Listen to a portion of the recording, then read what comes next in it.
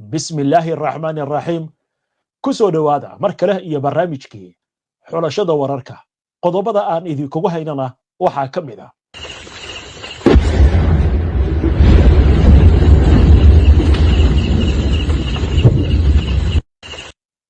waa Pakistan iyo Hindiya oo xalay isweydaarsaday weeraro iyadoo la sheegay in gantaal Hindiya ku weerari lahayd Pakistan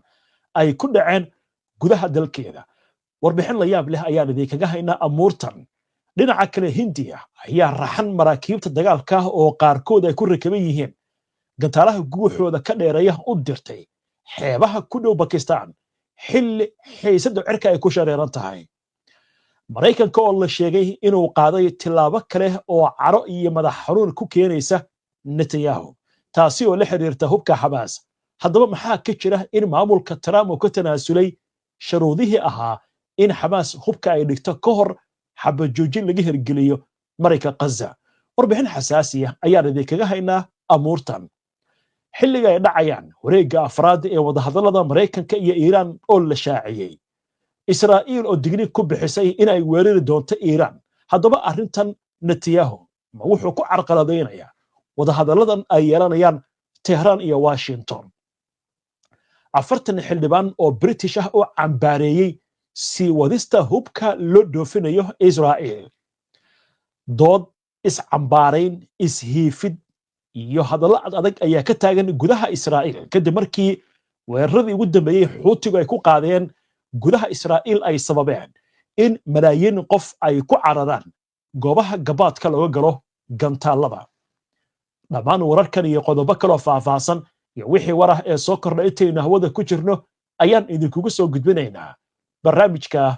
xulashada wararka internet plus waa adeeg ay macaamiishu ka heli karaan internet fiber ah oo xawaarihiisu yahay 20 megabytes per second ayna la socdaan receiver ay ku jiraan in ka badan 4,000 oo kanaal iyo 100 daqiiqado oo ah ku hadal bilaash ah xarunta caafimaadka ee Private Walk in Clinic waxay bulshada Soomaaliyeed ugu bishaaraynaysaa inay qiimo dhimis weyn ku samaysay adeegga ultrasound scanka iyadoo qiimihiisa laga dhigay 150 pound oo kaliya halkii uu ka ahaa markii hore 240 pound waxaa sidoo kale xarunta ka howlgala Dr. Akan Efe oo ah dhakhtar rugcadda ah kana soo shaqaynayay hawlaha caafimaadka muddo ka badan 30 sano Dr. Akan Efe wuxuu xarunta ka howlgalaa maalinta Arbacada usbuuc kasta wixii faahfaahin ah oo inta dheer kala xiriir lambarada emailka iyo baraha bulshada ee shaashada kaaga muuqda soo dhawaada markala daawadayaal si aad u hesho wararka barnaamijyada iyo macluumaadka aynu halkan ka soo gudbinayno haddii aad ka cusub tahay baraheena bulshada amaba horay aadan ugu xirnayn hadda ku soo biir waana ku mahadsantihiin daawashada barnaamijka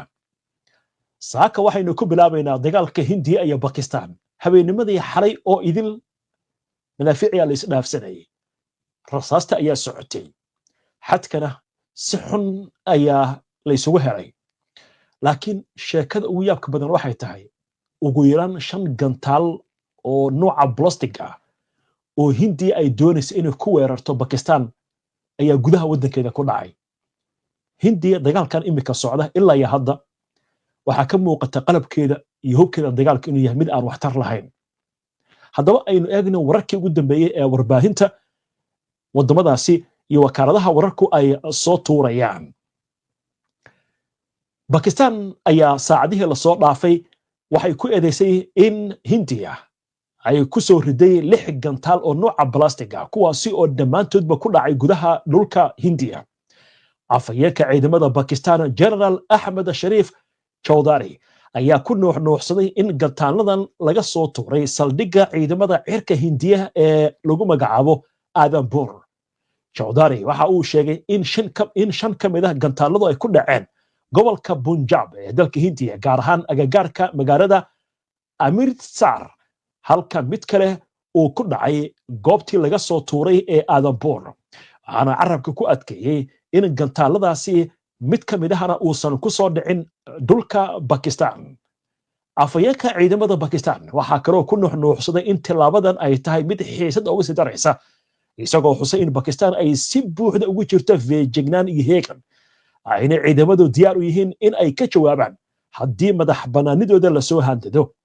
weerarkan gantaalada ayaa yimid iyadoo labada dal maalmo xiriir ah ay isweydaarsanayaan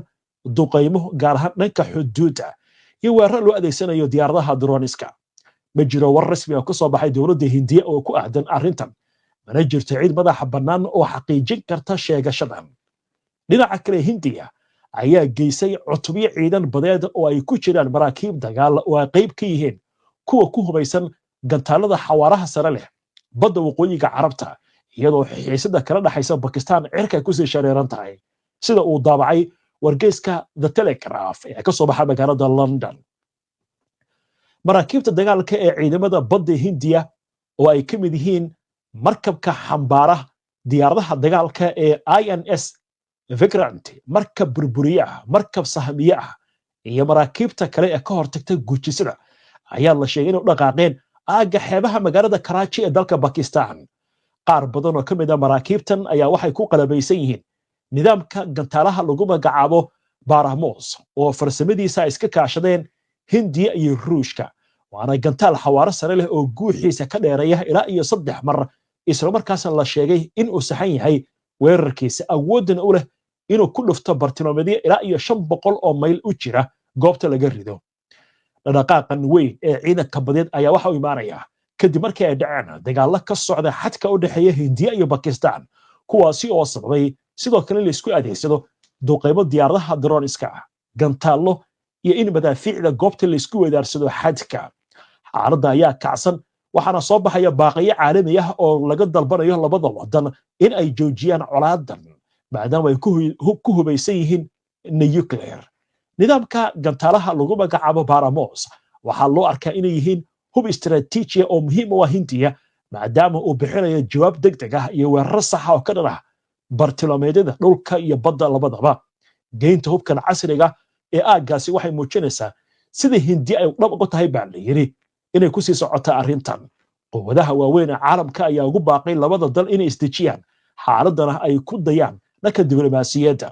Pakistan waxay muujisay diyaar garow aad u sareeya waxaana laga cabsi qabaa inay qaado tilaabooyin dheeraad ah wararkii ugu dambeeyay ee dagaalkana warbaahinta maxalliga ah ee Pakistan ayaa ku soo waramaysa in laba qarax laga maqlay magaalada Rawalpindi midkoodna uu ku dhacay meel u dhow saldhigga Noor Khan ee Jaklala booliisku waxay xireen aaggaasi waxaana socda baaritaan warbixinada ayaa sidoo kale waxay sheegayaan in weerar la isku dayin lagu qaado saldhigga Rawalpindi waxaana lagu soo waramayaa in dowladda iyo militariga Pakistan aysan weli bixin wax faahfaahin oo arrintan la xiriira وهجاج وحي ورره كسو كردها أريمهان برنامج كورر كمانتا وساعد كدب سوق الدونة أيان إذا كوكسو قدبنا هدي الله يدمه مركن أينو قارن صنع لنك حيصد نيوكلير كإيران waxaa lagu soo warramayaa in wafuudka kala socota Mareykanka iyo Iran wada hadal ay yeelan doonaan maalinimada berri ee Axad ah wareegii afaraad ee wada hadallada u dhaxeeya Washington iyo Tehran waxaana la sheegay in wada hadallada lagu qaban doono magaalada Muscat ee caasimadda waddankaasi Cumaan ilo xoggaal u ah arrimahan oo ku sugan Washington laakiin codsaday in magacooda aan la xusin ayaa waxay sheegeen in danjiraha Mareykanka ee bariga dhexe Steve Witkoff axadda u safri doono saldanada Cumaan si uga qayb galo wareegii afraad ee wada hadallada waxaan intaasi uu ku daray in sidii hore u dhacday la filayo inay yeeshaan wada hadallo toos ah iyo kuwa dadban sida ay wareysay wakaaladda wararka ee AFP ee Faransiiska laga leeyahay dhinaciisa wasiirka arrimaha dibadda ee waddanka Iran Abbas Araghchi ayaa xaqiijiyay in Tehran ay ogolaatay in wareegii xiga ee wada hadallada la qabanayo maalinta axadda ee berrida ay ka qayb galaan waxaana uu sheegay in markaasi dowladda waddanka Cumaan ay ku soo wargelisay kulankaasi inuu dhici doono maalinta axadda sida ay ku waramayso wakaaladda wararka Faris ee laga leeyahay waddanka Iran wada hadalladu way socdaan dabcan marka aan horay u soconno waxaan u baahannahay wada tashi mar kasta oo wafdiyadu ay u baahdaan waqti dheeri ahna waxaa la eegayaa qodobada miiska saaran ayuu yiri Abbas Araghchi oo dadka wararka fidiya la hadlayay laba sarkaal oo ka tirsan hay'adaha amniga reer galbeedka iyo sarkaal goboleed ayaa waxay sheegayaan in la filayo wada hadalladu ay noqdaan kuwa adag dhinaca kale war u muuqda mid xiisad uga sii daraya iyadoo wada hadalladu ay socdaan ayaa waxa uu ka soo yeeray ergeyga Mareykanka ee bariga dhexe Steve Witkoff kadib markii uu sheegay in ugu baaqayo Iran in ay burburiso xarumaha ay ku kobciso uraniumka isagoo carabka ku adkeeyay in Iran aysan xaq u lahayn inay haysato matoorada centrifuge-ka loo yaqaan ee lagu bacrimiyo uraniumka. Witkoff ayaa ku andacooday in kordhinta uraniumka Iran ay tahay arrin qadcas ah oo aan la aqbali karin isagoo intaas ku daray Iran ma laha wax ikhtiyaar ah oo kale oo aan ahayn inay aqbasho shuruudaha Mareykanka ee ku saabsan faylka nuclear-ka. Wuxuu sidoo kale xusay inaysan jiri doonin wadahadal dambe oo la yeelanayo ama ay la yeelanayaan Iran haddii wareegan wadahadalada ee maalinta Axadda ee bari dhici doona aysan noqon kuwa miro dhar ah. Ma jiro wax war ah oo ka soo baxay dhanka Iran oo arrintan la xiriira. war kale oo arrimaha la xiriira wargeyska iyo dacwada Axranood ee ka soo baxa Israa'iil ayaa waxa uu tabiyay in xukuumadda Israa'iil ka fakarayso inay qaado weerar ka dhana bartilmaameedyo ku yaala waddanka Iran iyadoo wargeyskuna uu soo xigtay sarkaal amni oo arrintan la socda. sarkaalka oo magaciisa aan la carrabaabin ayaa waxa uu yiri waxaan sii wadi doonaa inaynu weerarno xuutiyiinta gaar ahaan iyadoo aysan jirin wax xadidaad ah heshiiska xabajoojinta ay la galeen Mareykanka naguma xirna ayuu yiri sarkaalkaasi oo intaas ku daray kadib marka Mareykanka uu joojiyo weerarada annagu waxaynu kordhin doonaa weerarada ka dhanka xuutiyiinta waxaynu beegsan doonaa bartilmaameedyo cusub. hadalka Israa'iil ayaa sidoo kale waxa sarkaalkaasi uu ku sheegay in Israa'iil ka fakarayso inay qaado weerar ka dhan ah Iran. haddaba hadalkan isagoo ka soo yeeray dhanka Israa'iil ayaa saacadihii la soo dhaafay xuutiyiintu waxay weerar ku qaadeen shalay galikii dambe gudaha Israa'iil. arrintaasi oo sababtay baa leeyahay malaayiin qof oo Israa'iiliin ah inay ku cararaan dhulka hoostiisa kadib markii seeriga digniinta ka bixiya gantaalada laga maqlay magaalooyinka Qudusta la haysto Tel Aviv iyo dhowr aag oo kale. telefishinka Kanal 14 ee Israa'iil laga leeyahay ayaa waxa uu sheegaya in nidaamka difaaca gantaalada Mareykanka ee THAAD mar kale ku guul daraystay markii labaad toddobaad gudihiis inuu qabto gantaalada laga soo ridayay Yemen. laakiin Israa'iil waxay ku andacoonaysaa in nidaamka difaaca Israa'iil ay farsamayso ee lagu magacaabo Hitsis inay ka hortagaan gantaalkaasi waa si hadalka loo dhigay. wargeyska iyo dacwada Axranood ayaa waxa uu xaqiijiyay in doolimaadidii garoonka diyaaradaha Ben Gurion si ku meel gaar ah loo hakiyay. laakiin arrintan gudaha Israa'iil waxay ka dhalisay dood aad u adag ishiifid iyo iscambaareyn.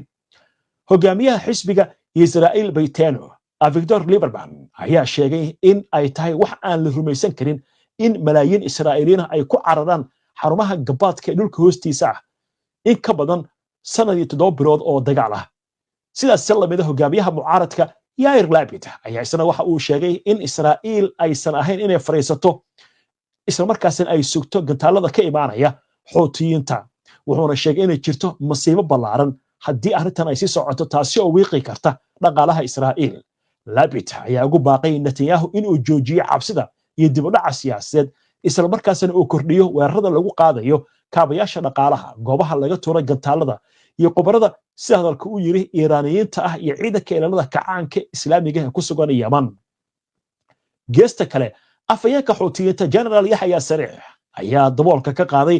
inay adeegsadeen gantaalo nooca ballistic ah oo xawaaro sare leh kuwaasi ay ku beegsadeen garoonka diyaaradaha ee Ben Gurion taasi oo qayb ka ah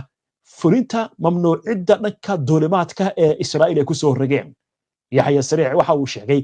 in weerarka ay furiyeen uu si guul ah u gaaray ujeedkiisa isagoo sidoo kale shaaciyay in marka laga tago gantaalkaasi ay adeegsadeen diyaarad nooca ah Jaffa oo sheegay inay ku bartilmaameysteen goob si hadalku yiri cadawga uu leeyahay oo gudaha Israa'iil ku taal.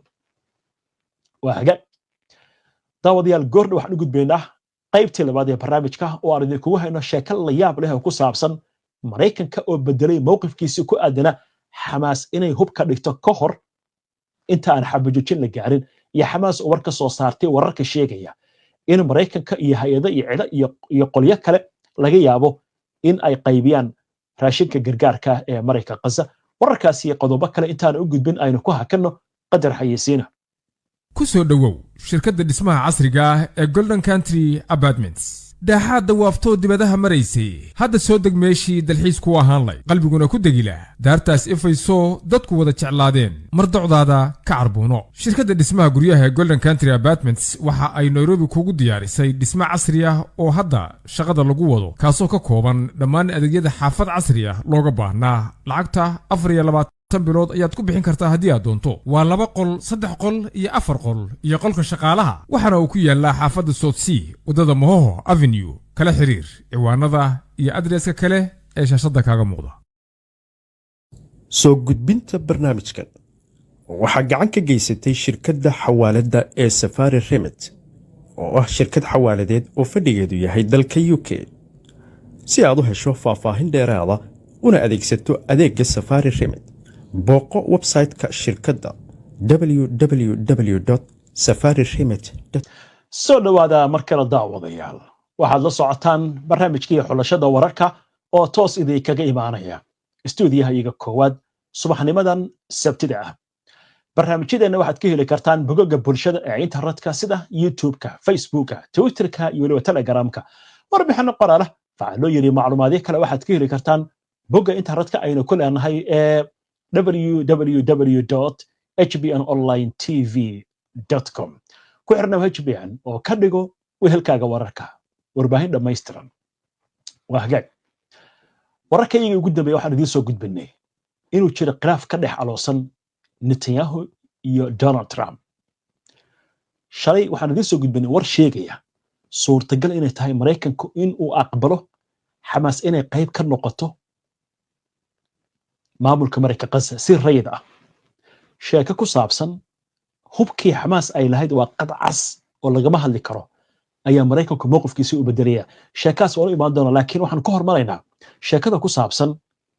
isla war aan idiin soo gudbinay oo ahaa in Mareykanku uu diyaarinayo in isagu uu qaybiyo raashinka gargaarka ee Mareykanka Gaza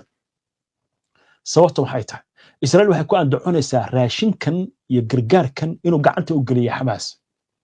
waxay tahay anaga qaybinayna laakiin Qatar iyo Masar dhexdhexaadiyaashaha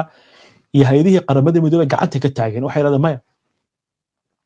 Israa'iisha duqeynaysa Mareykanka Gaza oo dadkii ibar ka dhigtay